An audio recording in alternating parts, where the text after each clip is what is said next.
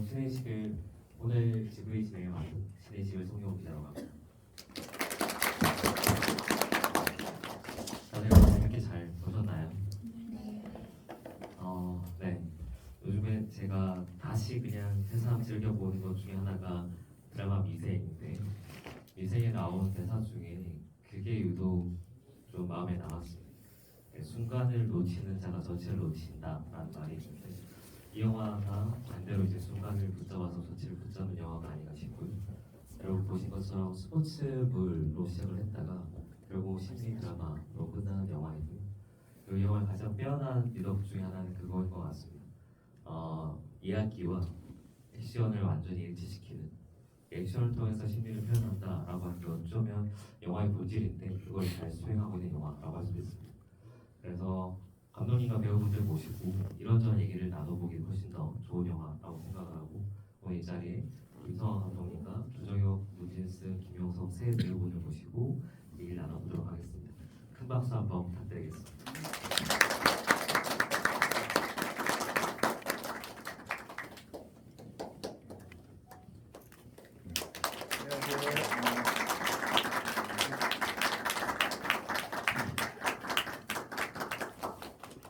네, 그럼 자리에 앉아서 진행을 해볼까요?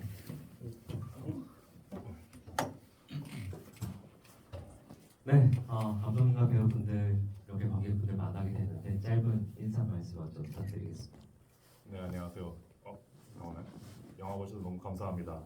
마무리 초 각본과 연출한 김성환 감독입니다. 반갑습니다. 네, 안녕하세요. 안녕하세요. 네, 저는 제호 역할 연기한 주정혁입니다. 영화 봐주셔서 너무 감사드리고 네, 재밌는 시간 보내고 가셨으면 좋겠습니다.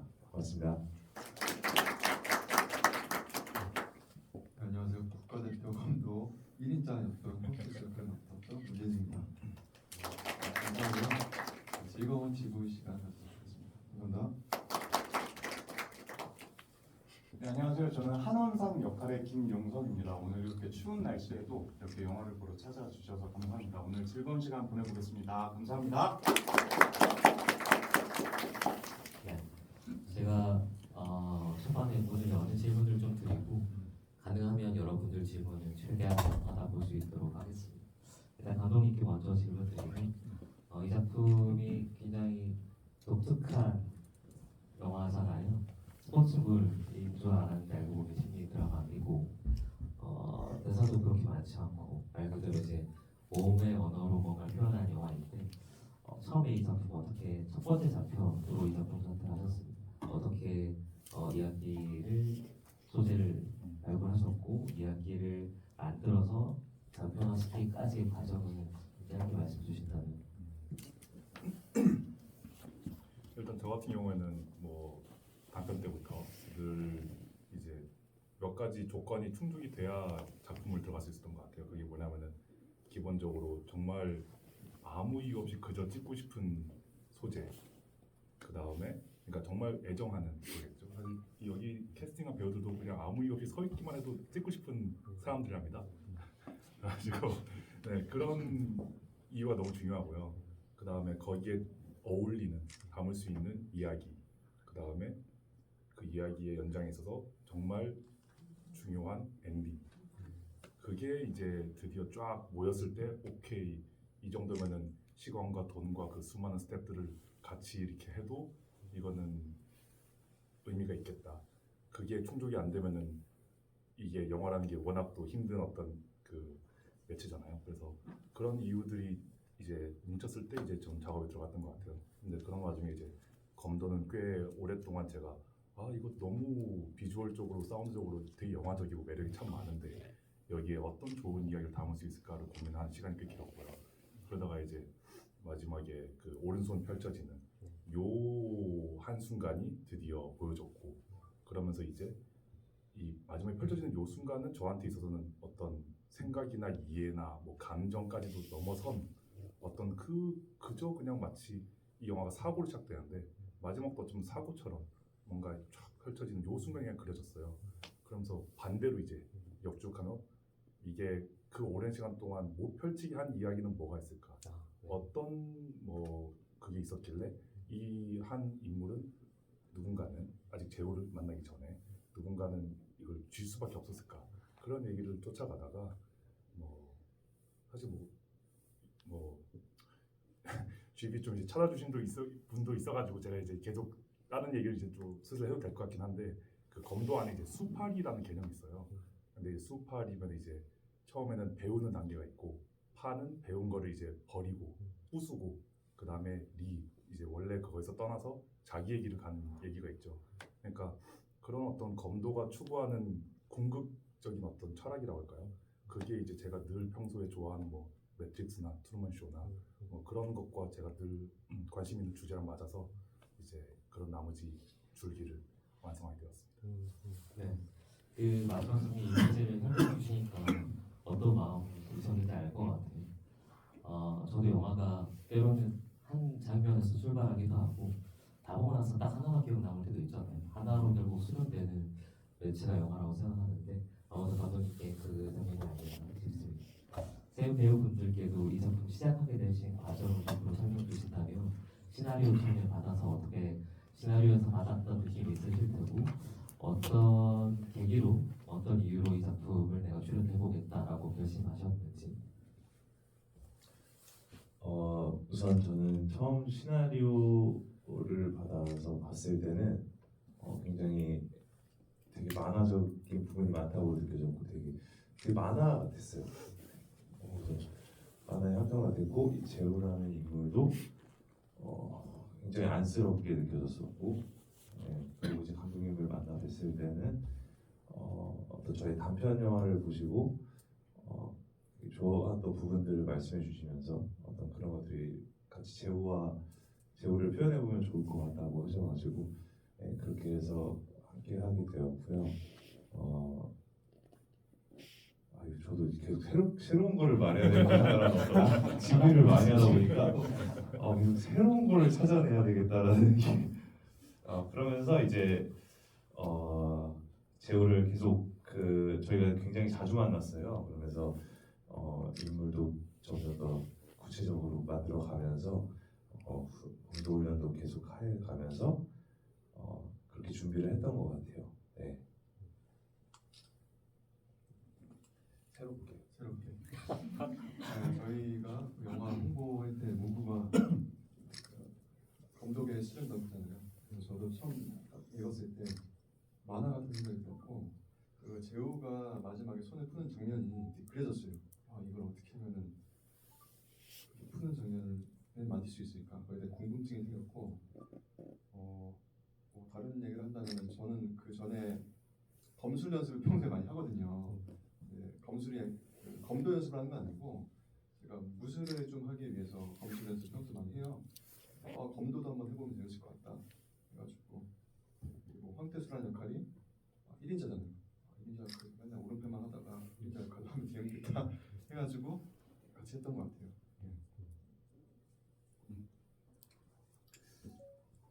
저는 평소에 운동을 굉장히 좋아해서 이제 연기자이기 이전에 어디든 가면 이렇게 운동선수인 줄 알아요.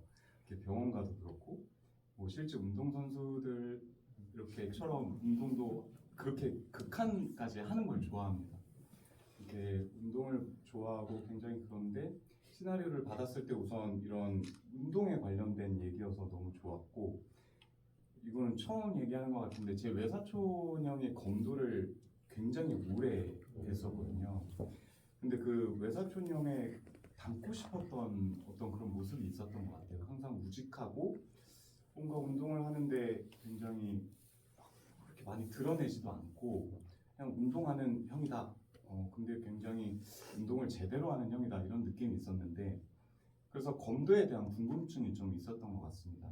그리고 시나리오를 봤었을 때는 이렇게 우선 놀랐던 건 욕이 없었고 그래서 제가 항상 받았던 대사들 거의 욕이 많이 이렇게 들어갔었거든요. 근데 이런 어떠한 남들한테 비춰질 때 악역처럼 비춰질 수 있는 역할인데 욕이 없네. 그것도 굉장히 신선했었고 이런 뭐 학교 대학 입시도 굉장히 오랫동안 했었는데 그런 치열했던 그때를 좀 되돌려보면서 그런 서바이벌의 정도 국가대표 선발전에 그 좀 그런 치열함을 다시 한번 느껴보고 싶다 하는 그런 생각 때문에 그래서 이렇게 시나리오를 받자마자 바로 읽고 바로 감독님께 하겠다고 연락드렸었습니다.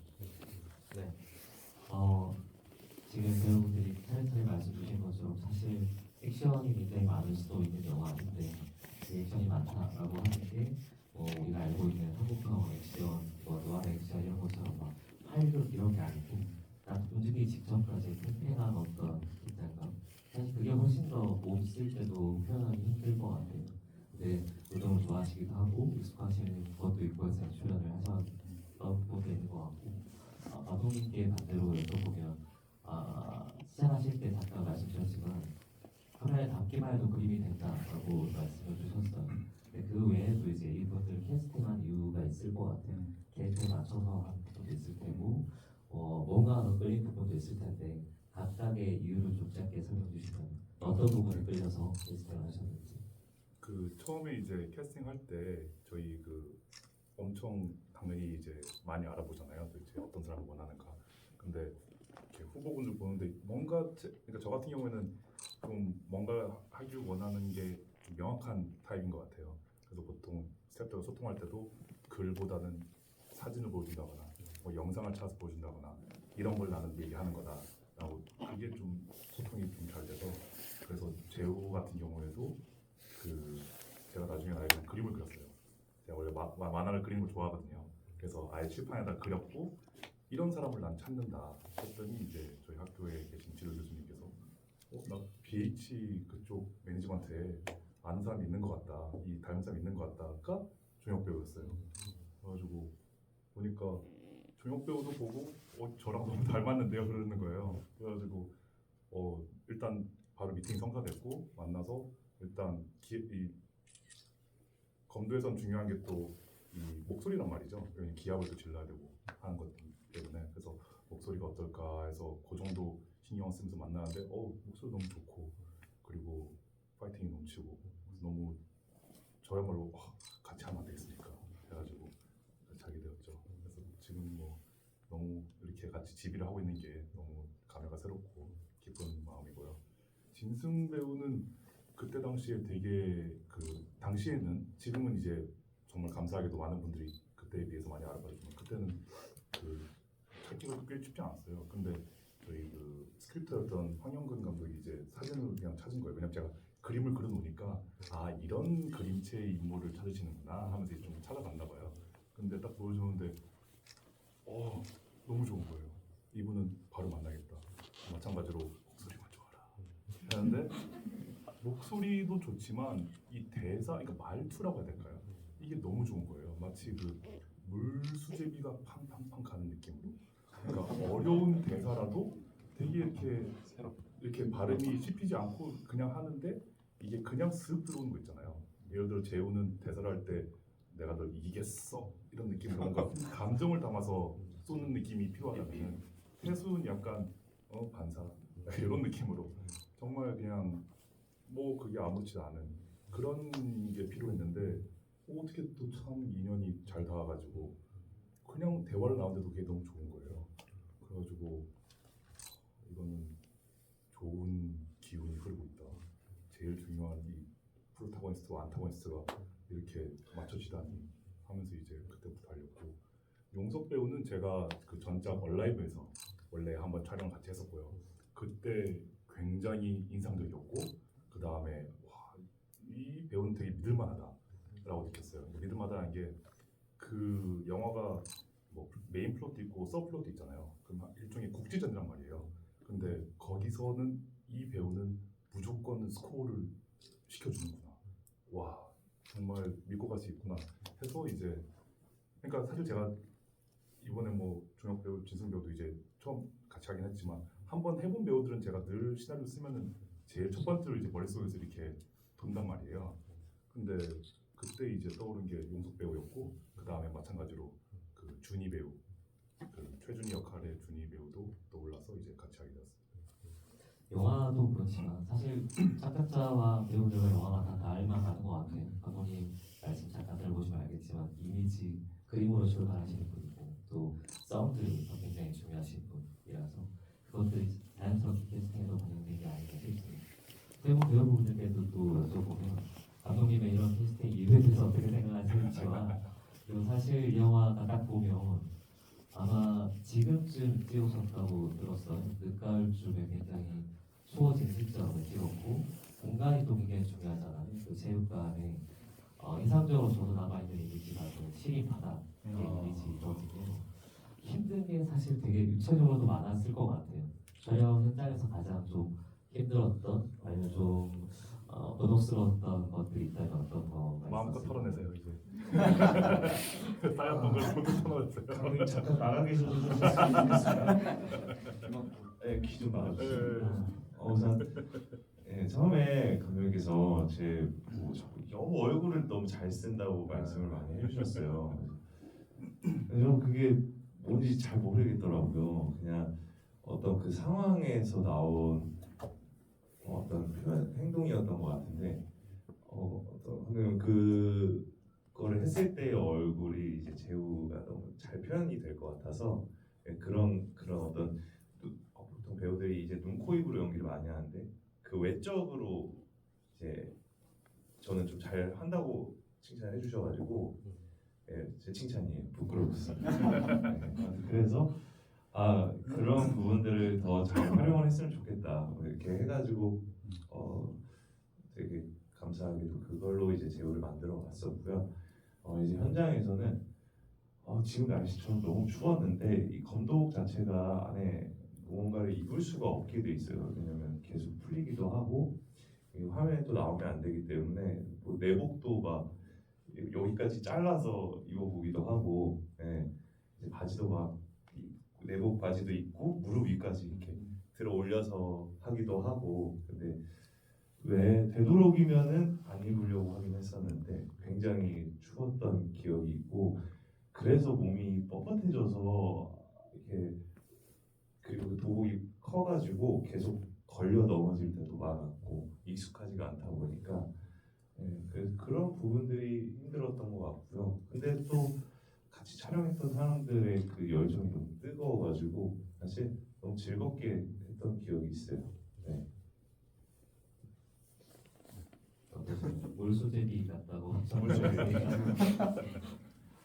저도 이유는 모르겠지만 제 말투가 톤이 좋다고 하시는 거예요. 저는 그냥 말하는 건데 물수제비 같네요 지금. 그래가지고 좋구나. 그래서 저는 그냥 편하게 했고 그냥 감독님이랑 뭐 현장에서 저는 재밌게 했던 것 같아요. 그게 어려운 거는 도복 입고 밥 먹거나 화장실 갈 때 쉽지 않은 거. 아무래도 이게 원피스라고 해야 되죠? 이게 풀르고 막 그 장준희 배우가 다른 GV에서 무슨 이거 입고 뭐 화장실 가서 소변 볼 때. 소변 볼 때 어렵다면 자세하게 설명했는데 저는 거기까지 설명 안 해요. 그 정도 힘들고 아까 말했듯이 겨울이다 보니까 맨발에 그 마룻바닥을 걸어다니는 게 쉽지 않았어요. 그래서 컷 나고 쉴 때마다 가서 빨리 그 털 슬리퍼 신고 민철 배우님은 어그부츠를 이렇게 그레이드식으로 낙신해시고 그랬던 기억. 재밌게 촬영했던 것들 한 그 공간에서 모이고 숙소도 같은 데다 보니까 매일매일이 약간 소풍 가는 기분이었던 것 같아요. 군대 아니었어. 내무 생활을 했어요. 네. 내무 생활을 하고 그 근처에 이렇게 백설공주와 일곱 난장이라는 숙소에서 2일 있었어요. 그 이름을 기억했어. 맞아. 일곱 난장이. 정말 맞아. 그 남자 선수들이 있는데 그 안에 백설공주가 있어요. 이렇게 화장실 옆에 백설공주가 있고 거울도 그 난장이도 있어요. 창가에 난장이도 있고 이런데 저랑 같이 준이 형이 이제 같이 이제 영화에서도 같이 나오니까 같은 방을 사용했는데 준이 형은 항상 일어나면 공주님 안녕 인사하고 난장이 안녕 이렇게 인사하고 이렇게 굉장히 즐겁게 이렇게 같이 지냈었습니다. 그리고 어려웠던 점은 뭐 다 이제 뭐 발시력 보이고 다 얘기해 주셨지만 사실 그 검도 연습을 그 전부터 같이 이제 광화문에 있는 검도장에서 같이 검도를 배웠는데 진짜 힘든 운동이었더라고요. 그래서 발바닥이 다 물집이 잡히고 촬영할 때는 그게 이제 다 굳은 살로 바뀌어져 있었지만 이제 연습할 때는 물집이 잡힌 상태에서 연습실 가기 전에 맨날 그거 터트리고 실 넣어두고 테이핑해두고 또 가서 연습하고 그게 또 벗겨지고 이 과정이 굉장히 힘든 작업이었습니다. 그리고 그 방금 코치 하셨던 그 민철 형님은 저희 이제 이렇게 찍을 때 저희 다 무릎 꿇고 여기 핫팩 어떻게든 숨겨놓고 이렇게 하고 있는데 민철 형님은 카메라 뒤에서 공연 착용 이러면서 이제 어급을 치시고 공연 착용 너무 부러웠었습니다. 정말 현명하신 분인가요? 늘 진실은 카메라 뒤에 있는 거죠. 네. 그 용석 배우님 설명을 들으니까 되게 뭐랄까요? 그림으로 잘 그리세요. 디테일에 굉장히 강하시고 오기 전에 약간 말씀도 나눴는데 이 라이카 시네마 근처에서 예전에 되게 또 일을 오래 하셨다고 하시면서 여러 가지 얽힌 또 기억들을 좀 말씀 주셨습니다. 네, 감독님께 제가 질문 하나하나 더 드리고 여러분 질문들을 이제 확인을 해보려고 하는데요. 제가 이 영화에서 되게 인상적이었던 것들은 어쨌든 거의 사실상 어떻게 보면 주인공들 입장으로 보면 무속 영화에 가깝게 대사를 최대한 줄이고 그 몸의 언어를 따라가려고 하는데 특히 손발이나 클로즈업들을 굉장히 효과적으로 해줬어요. 발 클로즈업이 저는 제일 인상적이었던 것 같아요. 이런 식의 어떤 접근들을 하신 이유 여기에 아까 사운드 말씀 주셨으니까 좀 하나 더 하자면 풍경 소리라든지 특정 사운드도 굉장히 좀 심혈을 기울여서 의미심장하게 사용하셨는데 이런 연출의 포인트에 대해서 좀 설명 주신다면. 일단은 그 아까 처음에 서두에 말씀드렸던 그러니까 제가 이제 조금씩 이제 평들을 듣고 있는데 그 중에서 그런 거가 참 보람이 차는 것 같아요. 마지막에 눈물이 났다. 근데 이유 없이 눈물이 좀 나더라. 근데 저는 그 이유 없이가 너무 중요했거든요. 그렇기 때문에 마지막에 어떤 일정 구간에서 뭐 몽타주가 간다거나 여기서 어떻게든 이 영화라는 엄청난 이 매체의 힘을 빌려서라도 우리가 흔히 말하는 이 언어의 세계를 넘어서 그 세계에 다들어가고 싶었어요. 근데 그 세계가 사실은 검도뿐만이 아니고 뭐 뮤지션들이라든가 아니면 뭐 춤 추시는 분들이나 뭐 다들 알고 있는 세계인 것 같아요. 그리고 제가 보기에 포드 대 페라리라는 영화도 되게 좋아하는데 6000rpm의 세계 뭐 그런 얘기 하거든요. 근데 그런 것들이 저는 정말 이 한 몸을 투신하는 그들의 만나는 세계처럼 좀 생각을 하는 바가 있는 것 같아요. 근데 그렇기 때문에 그런 게 관심 있다 보니까 늘 소재는 좀 달라도 그런 걸 다루는 얘기를 보면 되게 반갑고 더 눈여겨보는 것 같아요. 그러다 보니까 이 검도란 소재에서도 쉽게 말해서 이들은 말로 뭔가 주고받는 것보다 칼로 대화를 한다고 생각을 했고 실제로도 이제 취재를 해보면은 이제 스승이 제자를 이제 칼만 딱 대봐도 얘가 지금 요즘에 어떤 상태구나 이렇게 진단이 된대요. 그래가지고 그 영역을 어떻게든 저는 찍어내보고 싶었던 것 같아요. 그러기 위해서 이제 필연적으로 오히려 말이 줄고 그 외적인 게 다 들어갔던 것 같고 그리고 검도라고 생각하면 보통 이제 이름에 검자가 들어가니까 칼을 먼저 생각이 되지만 사실은 기검체 일치라고 해가지고 기세 그러니까 어떤 뭐 혼이라고 생각할 수 있겠죠. 그다음에 검 칼이 있고 그다음에 몸이 있단 말이에요.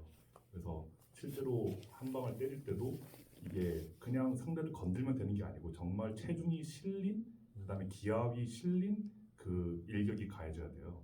그러다 보니까 자연스레 말씀하신 것처럼 발의 움직임 이 보호법이 결국에는 바둑을 치면 포석 싸움인 거죠.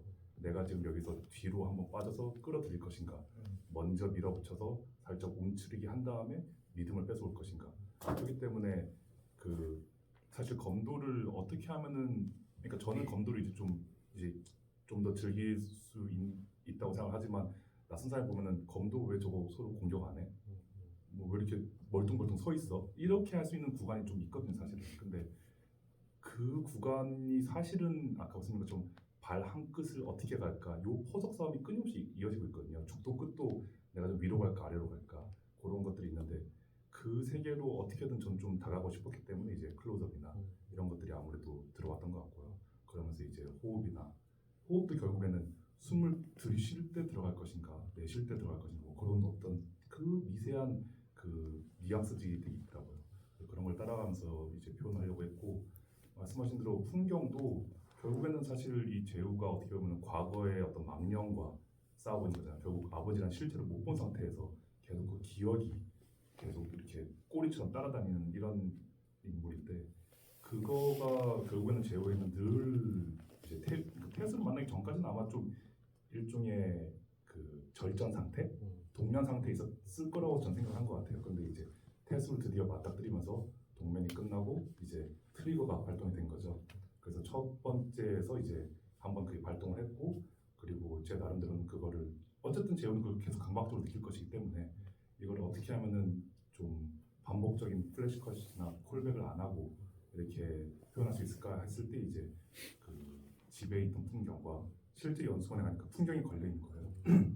그리고 그 흔들리는 모습이나 그 우는 게 진짜로 재우가 울고 싶은 마음을 좀 대변해 주는 것 같기도 하더라고요. 그래서 그런 것들을 쭉 봤을 때 이제 이어서 영화적으로 저는 엮으려고 한 것 같습니다. 네. 말씀 쭉 들어보니까 검도가 진짜 영화랑 닮아 있는 스포츠라는 생각이 들고 풍경의 칭찬을 표현하는 방식도 어떻게 보면 약간 인연과 운명이 있는 거 그 자리에 있어서 노서지가 된 거니까 여러 가지 연결들을 좀 느낄 수 있을 것 같습니다. 자, 그러면 여러분들 질문 한번 확인을 해보고 질문 주신 분께는 사인 포스터를 드린다고 해요. 네네. 5장 정도의 포스터 준비되어 있으니까 질문 한번 받아보도록 하겠습니다. 네, 죄송하지만 저희가 마이크가 지금 준비가 안 돼 있어서 육성으로 질문 부탁드릴게요. 제일 먼저 손 들어주시는 분께. 영화 너무 감사히 잘 봤고요. 감독님께는 이 영화 속에는 나오지 않지만 편집된 부분이 있으신지 그리고 이 제목 말고 따로 뭐 생각해 놓으셨던 제목이 원래 또 따로 제목이 있으신지 그리고 감독님하고 배우분들께 지금 영화는 끝났지만 영화 속에서 가장 기억에 남는 명장면이 궁금합니다.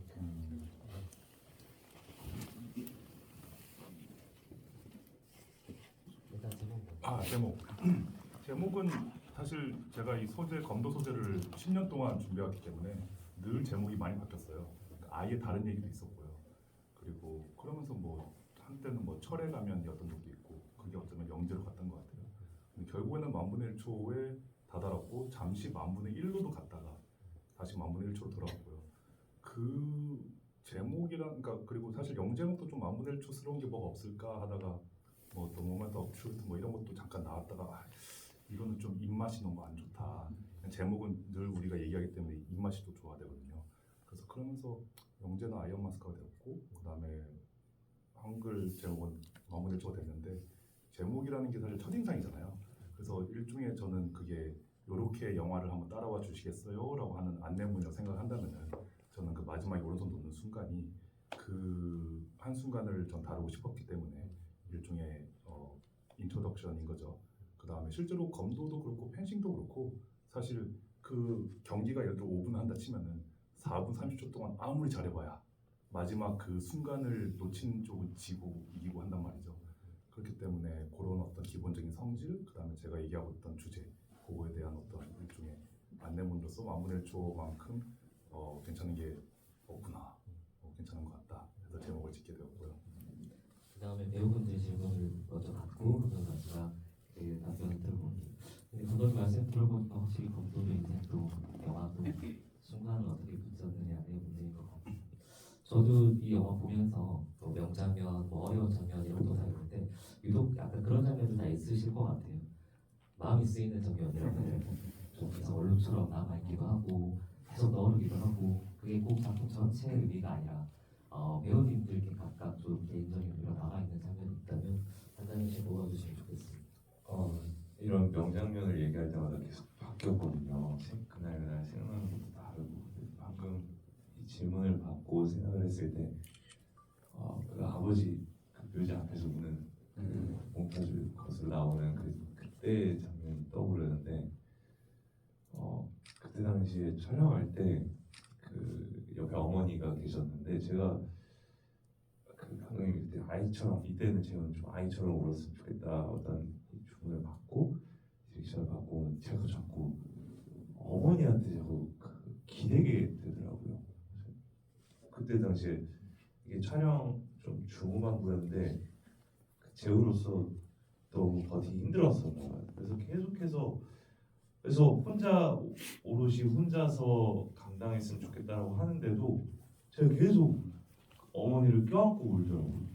그게 저도 왜 그렇게 계속 했는지 모르겠는데 그때 당시에는 그 의지하고 뭔가 그러고 싶은 사람이 필요했었나 봐요. 네, 그래서 문득 그 장면이 떠오르는데 그때 정말 많이 울었거든요. 그때 몇 테이크 계속 가는데 한 6, 7분씩은 계속 이렇게 해왔던 것 같은데 또 이게 마지막에 기운이 빠져서 그냥 흐르기도 하고 정말 다양하게 찍었던 기억이 있어서 그 장면이 갑자기 생각나는 것 같아요.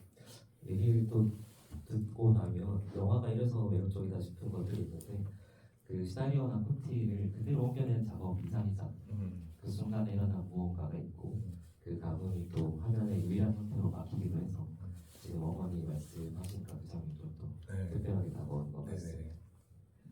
윤진수 위원님. 저도 매번 답변할 때마다 바뀌는데 마음 쓰이는 장면이라고 하셔가지고 기억나는 장면은 아버지 지금 어디 계셔? 라고 물어봤을 때 돌아가셨다고. 죽었어.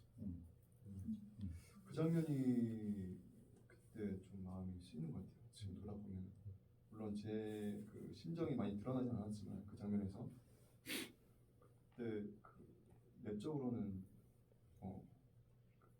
저만의 전사가 있었던 것 같기도 하고 또 개인적으로 아버지가 안 계시다 보니까 그 장면이 좀 지금 마음이 쓰였고 그때도 좀 달랐던 것 같아요. 물론 많이 드러나진 않지만.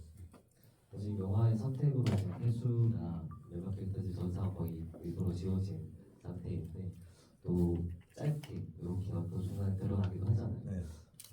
말씀 들으니까 또 태수의 버전의 얘기들도 좀 궁금해지기도 합니다. 저는 물론 뭐 제가 나왔던 부분이 제일 좋고요.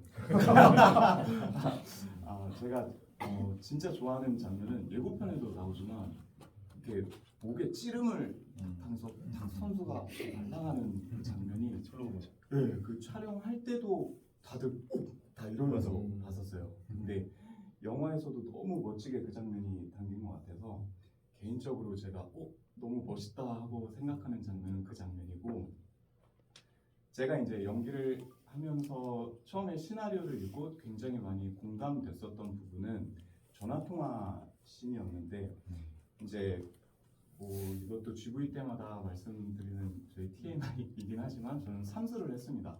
삼수를 하는 동안에도 저는 제가 가고 싶은 대학 딱 한 군데만 지원을 해서 계속 이렇게 삼수를 했었어요. 그게 이제 시간이 지나서 생각해 보면 정말 그 대학을 가고 싶어서 그랬을까? 아니면 주변 가족들한테 나를 증명하고 싶어서였을까? 이게 지금도 아직 좀 의문이거든요. 근데 그 전화통화 씬이 사실 뭐 영화적으로 이 어떠한 정보를 이렇게 제공을 해야 돼서 있는 것일 수도 있겠지만 원상을 풀어가면서 입장에서는 부모님이 이렇게 얘기하실 거 몰랐을까? 근데 이렇게 굳이 줄을 서가면서 돈도 넣어가면서 이렇게 전화를 했던 이유가 무엇일까 하고 생각을 해봤을 때 원상한테 그때 필요했던 건 어떤 저를 응원해 줄 수 있는 힘내라는 어떤 가족의 따뜻한 위로가 아니었을까. 힘내 이 한마디면 될 텐데 그 말을 듣고 싶어서 전화를 했었겠다 하는 생각이 많이 들었었고 그런 생각이 영화 촬영 후에 오히려 많이 또 생각이 들었어요. 그래서 예고편 보면서 이거 이렇게 할 걸 하면서 이렇게 혼자 이렇게 차 운전하면서도 그 얘기를 해보면서 그 뒤에 제가 하고 싶었던 얘기들을 막 제가 하는 거예요. 한 3, 40분 동안. 근데 그게 결국에는 그렇게 저를 또 이렇게 털어내면서 저한테도 굉장히 많이 시간이 지나서 치유가 되고 위로가 된 대사이기도 합니다. 그래서 나도 누군가한테 우리 가족한테든 누구한테든 힘내라고 이렇게 전화해서 얘기할 수 있는 사람이 돼야겠다. 이런 생각도 하게 됐습니다. 그 장면이 저한테는 기억에 남습니다. 이 감독님 배우분들 모시고 지구이가 저 되게 좋은 것 중에 하나가 아까 카메라 뒤에 진실이 있다고 말씀드린 것처럼 우리가 이 영화에 대한 해설 뭐 이런 거할때뭐 정답 맞추고 막 분석하고 이거 하려고 하는 거 아니잖아요. 어떤 신경을 찍었고 그 순간 뭐가 일어나는지를 또 확인하려고 하는 건데 이 배우분들의 마음이 어떻게 쓰여지는지 그것들이 확실하게 이렇게 전달되는 것 같아서 네 좋습니다. 마지막 질문은 제가 시간이 있으면 좀 다시 한번 세 번째 질문 3개 주셨는데 시간이 길지 않아서 다른 분들 먼저 질문 좀 한번 보고 보도록 하겠습니다. 네, 네 바로 옆에 계신 분께서 저는 일단 이번 너무 귀한 영화 만들어 주셔서 감사하다는 말씀 드리고 싶고 저는 조정혁 배우님께 질문드립니다. 재우라는 인물은 대사가 아닌 눈빛이나 표정으로 감정을 전달하는 장면이 많잖아요. 근데 저는 재우의 속이 약간 너무나도 시끄럽고 좀 불안정하고 끌어오른다고 생각을 했거든요. 근데 이제 영화의 서늘한 톤이랑 균형을 맞추는 게 어렵지는 않았는지 그래서 촬영하면서 아까도 말씀하셨다시피 예상보다 좀 감정이 불쑥 더 많이 올라온 장면이 아까 말씀하신 장면 외에도 있는지 궁금해요. 사실 이 대본 초보에 비해 점점 대사 점점 더 많이 줄여가는 작업을 했던 것 같아요. 네. 그러면서 저는 대사가 나중에는 진짜 없더라고요. 숨소리가 훨씬 더 많고.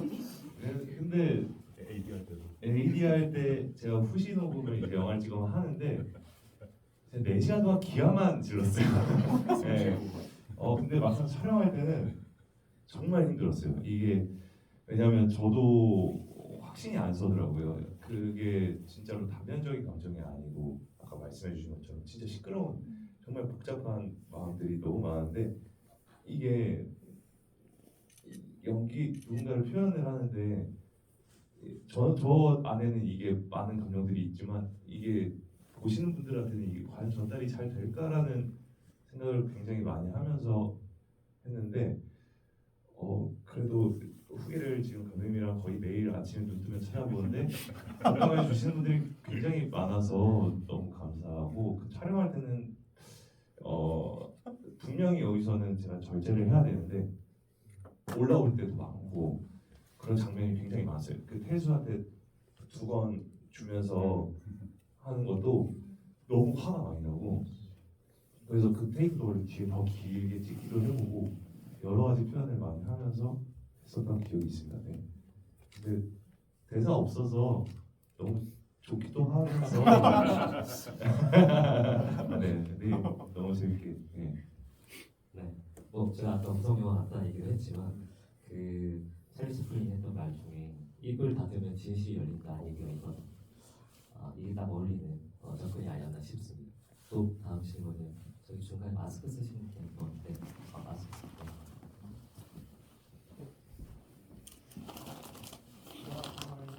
멋진 영화 만들어주셔서 감사합니다.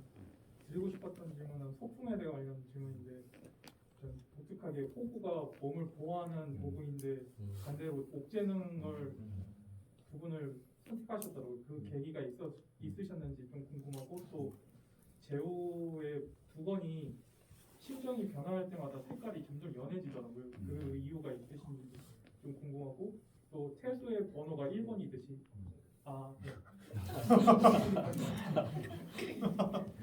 호구에 대한 질문이에요. 왜 옥죄는지. 호구는 사실 이 영화는 아까 제가 서두에 그 수파리라는 말씀드렸다시피 원래 그동안 자기가 가지고 있던 검도를 한번 깨트리고 다시 자기만의 검도를 만드는 이야기를 생각하는데 그런 점에서 뭐 사실 뭐 제가 좋아하는 소설 중에 뭐 데미안이라든가 뭐 그런 것과도 저 이제 항상 이제 같이 생각하는 부분이 있는데 제가 좋아했던 그러니까 저는 이제 배우들하고 이제 소통할 때 최대한 이런 어려운 용어를 안 쓰려고 했어요. 이 영화에서도 일부러 검도 용어 싹 다 일부러 다 뺐고요. 그래야지 더 말씀하신 대로 그걸 닫았을 때 더 진실에 가닿다고 진짜 생각했기 때문에 방금 말씀하신 너무 반가웠던 것 같아요. 그게 제 의도였기 때문에. 왜냐면 어려운 갑자기 수팔이 나오면은 저건 또 뭔 말인고 이렇게 되잖아요. 너무 교조적이 되고. 근데 정말 중요한 건 아이디어지. 그 표현이 아니기 때문에. 근데 조용 배우가 얘기할 때도 재우는 어쩌면은 이 호구 요 호면 마스크처럼 밥솥 같은 사람일 수도 있다. 그러니까 태수라는 불이 지펴져서 안쪽에서 엄청난 증기가 나는데 이성과 정의라는 명분, 그러니까 비열하게 복수하지 않잖아요. 검도를 이기겠다. 근데 그 이성이라는 이 뚜껑으로 어떻게든 이걸 누르는 이야기지 않나. 그 얘기를 하면서 이제 매 신마다 지금은 화력이 한 몇 도쯤 됐을까? 뭐 이런 얘기를 좀 했던 것 같아요. 그렇게 얘기하면 좀 이제 아주 섬세한 연기를 해야 될 때 좀 쉬운 가이드가 되지 않을까 하면서 고민했었고, 뭐 그리고 그 호구 보면 갑 같은 거 보면 약간 그 갑각류 느낌도 좀 나요. 근데 또 제가 좋아하는 얘기 중에 그 랍스터 얘기 되게 좋아하거든요. 얘가 어렸을 때 자라다가 일정 나이가 되면은 이 탈피를 한번 해야 돼요.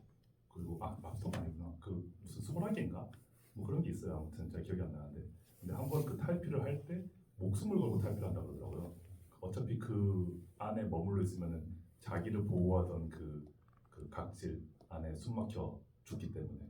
그래서 그 나오는 순간을 뭐 노리는 뭐 상위 포식자 뭐 먹기도 있고. 근데 그러한 이야기가 저는 늘 재밌는 것 같아요. 되게 이미 그러니까 이 영화도 그렇지만 사실 이야기를 일부러 의도적으로 되게 안 꼬려고 했던 것 같아요. 왜냐면은 모르는 문제나 이야기를 들려준다기보다 우리가 이미 다 알고 있고 답도 알고 있는데 왜 이게 이렇게 잘 안 될까 하는 지점을 저는 정말 건드리고 싶었거든요. 그 최대한 스트레이트한 이야기를 하고 싶었던 것 같고 네. 그러면서 이제 미장센도 그렇게 한 것 같습니다. 제가 너무 후회가 되는데 제 질문을 다 줄이고 그냥 여러분들 질문을 다 받았어요. 싶을 정도로 질문을 너무 쏟아놓고 좋은 질문을 해주셔서 시간이 거의 다 돼가서 마지막 질문 하나 정도를 할 수 있을 것 같습니다. 여기 네. 저 영화 너무 다 재밌게 봤고요. 분이 물어보시려고 하셨던 그 번호에 대해서 번호. 그 네네네. 옆에 있는 4번, 1번, 네. 13번 순서로 되어 있는 네네. 그 번호 선정에 대해서 조금 이유를 알겠습니다. 일단은 그 재우가 제일 늦게 도착했잖아요. 그래서 번호를 고른다면 그것만 남아 있지 않았을까 생각을 했습니다. 그리고 실제로 그거 비슷한 거를 찍기도 했었고요. 근데 이제 뒤로 가면서 대사가 줄었듯이 영화적인 것도 계속해서 어떻게든 그러니까 늘 편집에 있어서 기준은 마지막으로 펼쳐지는 순간이었던 것 같아요. 그러니까 이야기나 그러니까 사실 지금 요즘 보니까 뭐 아버지에 대한 뭐 전사나 이런 것도 궁금하다 왜 안 나오냐. 근데 그 모든 어떤 선택의 기준은 체험돼야지 이야기가 그냥 소화되고 그냥 감상이 돼버리면 안 된다고 생각했거든요. 그냥 그걸 위한 이 모든 노력과 공력을 퍼부은 거기 때문에 그 말씀하신 무성 영화적인 접근법이나 거기에 도전하기 위한 이 모든 것이었기 때문에 그 원래는 뭐 약간 그런 게 있었어요. 그죠? 뭐 늦게 혼자 막 불이 나게 갔더니 혼자 남은 번호가 4번이었고 그리고 애초에 번호가 있었던 것도 이제 얼굴 너무 안 보이니까 어떻게든 처음에 이제부터 4번을 따라가 주세요 느낌으로 막 보여주기도 했고 근데 이제 그거를 최대한 기능적인 면을 안 들키려고 이제 노력을 했던 것 같습니다. 사실 영화 장면 다 의미심장해서 모든 장면에 상징과 의미가 들어있을까라고 생각을 했는데 아니라서 다행입니다. 평 너무 숨막히잖아요. 네, 질문 짧게 주셔서 하나 더 할 수 있을 것 같아요. 마지막 질문을 여기 마지막으로 드리겠습니다. 네. 안녕하세요. 저는 영화는 6번은 봤어요. 와 6번 지난번에 네. 봤어요. 네. 중국에서 오신 분이신데 너무 저는 감사합니다. 질문 하나 있습니다. 네. 그 마지막 장면은 그 재우는 아버지 장례식 할 때 정리요. 재우는 울었어요. 네. 그 울을 때 실리병화 있어요. 아, 그 네, 실리병화는 그 아버지는 용서했어요. 용서하며 그 재우는 대수는 관계는 병화 있어요. 오케이. 제가 한번 질문이 시시. 다르군요. 시시. 일단은 저는 그거에 대한 질문은 답은 아마 안 드리는 게 오히려 더 낫지 않을까 싶긴 한데 이런 건 있어요. 그러니까 사실 이 영화는 저는 정말 많은 준비를 하면서 찍었기 때문에 기본적으로는 그냥 표피만 그냥 재밌는 액션 영화로 즐겨도 좋다고 생각을 하는데 사실은 그 이면을 안 봐주면 좀 속상하긴 하죠. 근데 애초에 그렇게 만든 이유는 그 이면을 어떻게든 응축시켜서 더 이렇게 그 얘기를 하기 위한 건데 근데 저는 거기서 아까 말씀드렸다시피 재우는 마지막에 요거 손을 놓을 때 난 이제 아버지가 완전히 이해됐어. 난 이제 아버지가 이제 문제가 해결됐어 해서 놓았다고 생각하지 않아요. 그러니까 처음 이 이야기는 그 태수가 재우의 형을 죽이면서 시작됐고, 근데 그건 사고였고, 재우가 그 준이를 다치게 하는 것도 사고였고, 그러니까 화의 첫 번째 희생자 자기 자신이었고, 그 다음이 제일 소중한 사람이었단 말이죠. 근데 마지막에 요 펼쳐지는 순간도 사실은 사고 같은 순간이라고 저는 생각을 했어요. 그렇기 때문에 재우가 이후에 뭐 아까 말씀 주셨을 때 잘 살까? 뭐 그런 성장했을까 싶을 때 저는 그것도 아닐 수도 있다고 생각을 해요. 근데 중요한 거는 펴본 경험을 해버렸다는 거예요. 드디어. 이전으로 돌아갈 수 없다는 거죠. 그전에 펴본 상상을 못 해봤을 텐데 어쨌든 재우가 그동안 그 몽타주에서 쫙 기억은 어떻게 보면 재우의 행적의 기록이란 말이에요. 그게 쌓여서 마지막에 쫙 펼쳐질 때는 재우가 피고 싶어서 폈다고 생각하지도 않아요. 지금에서는 그냥 정말 이성과 감정이 못 들어간 그 찰나의 만분의 1초 순간에 그냥 펼쳐졌더라. 아마도 재우는 그 순간에 이기더라도 내가 방금 뭘 했지라고 했을 것 같거든요.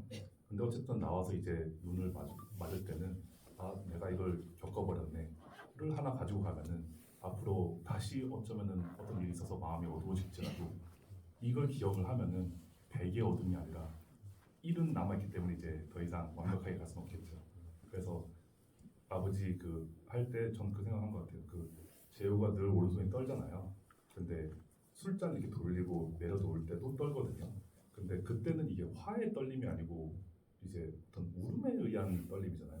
그러니까 같은 떨림이지만 드디어 재우가 아직 인식하기 전이지만 그런 식으로 조금씩 변화가 시작되고 있다 정도로 저는 생각하고 있습니다. 네, 감사합니다. 네, 평론가 저는 평론가이기도 한데 평론가라는 접속이 어떤 사람들이냐면 감독님이 이렇게 쫙 얘기해주잖아요. 그 장면이가 의미가 있고 그러면 거짓말하지 마. 내가 진짜 그 장면 의미 알려줄게. 하는 사람들이거든요. 그래서 그 장면도 아까 시작할 때 운 빼신 것처럼 여러분 각자가 받아들이는 대로 받아들여줬으면 좋겠어요. 이 작품의 가장 큰 미덕은 보는 사람마다 다르게 느낄 수 있고 그리고 볼 때마다 다른 게 보일 수 있는 영화 중에 한 편이라고 생각합니다. 그런 의미에서 여러 번 상영돼도 이 자리를 통해서 그 순간 계속 새로 완성되는 영화라고 저는 느꼈어요. 그래서 마지막으로 감독님 충분히 많이 얘기하셨으니까 배우분들께 영화가 이 자리에서 오늘 이 시간에 이 관객들 만나서 이렇게 또 다른 형태로 완성된 이 순간에 대한 짧은 인사 말씀과 소감을 좀 부탁드리겠습니다. 사실 이 영화 작업 이후에 하는 어떤 행사들이 있잖아요. 예를 들면 신의 21 화보를 찍는다든가 아니면 기자님들을 만나서 인터뷰를 한다든가 여러 가지 행사들이 있는데 저는 거의 GV가 가장 저한테는 소중한 시간이고 너무 재밌고 가장 기억하고 싶은 순간들인 것 같아서 이 시간들이 너무 소중하고 그리고 저희가 그 10,000명이 됐을 때 나와야 될 사진이 있어요. 10,000명이 되면 저희가 사진을 찍었는데 10,000명이 됐을 때만 공개가 되는 사진인데 그 사진이 잘 나왔거든요. 그래서 꼭 10,000명이 넘었으면 좋겠는 바람입니다. 감사합니다. 박수 한번 부탁드리겠습니다.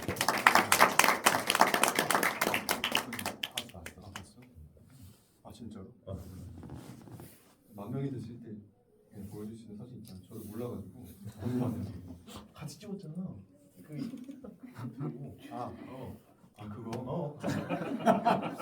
네, 찍었는데 잠시 놓아버린 것 같습니다. 네, 아까 그 얘기 들으면서 느낀 게 이 만분의 1초를 그 봤던 오늘 순간이 보면 재호가 겪었던 사고처럼 예쁜게 그 놓아버리는 순간이 이건 경험되고 다시는 돌이킬 수 없으면서도 좋았던 기억으로 됐으면 좋겠다는 바람입니다.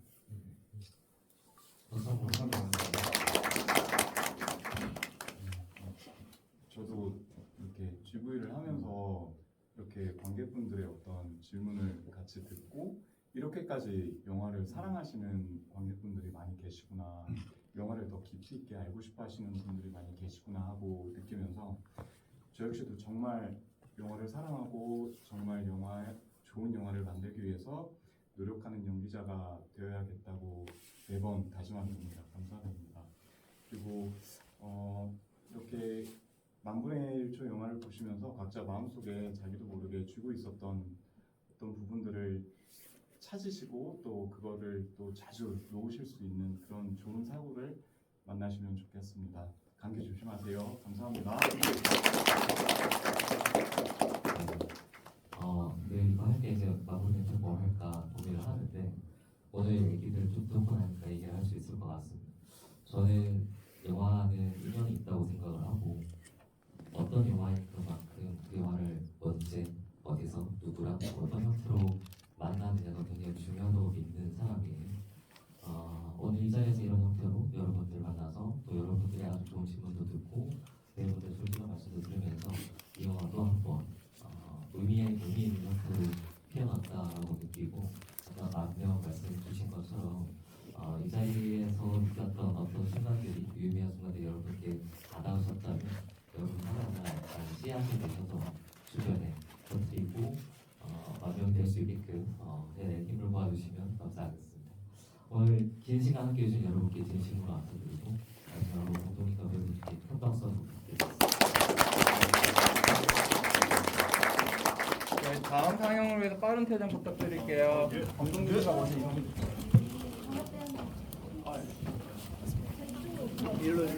이동해 아, 너무 좋아요. 감사합니다. 저희 빠른 이동 부탁드리겠습니다. 퇴장 쪽으로 부탁드리겠습니다. 고맙습니다.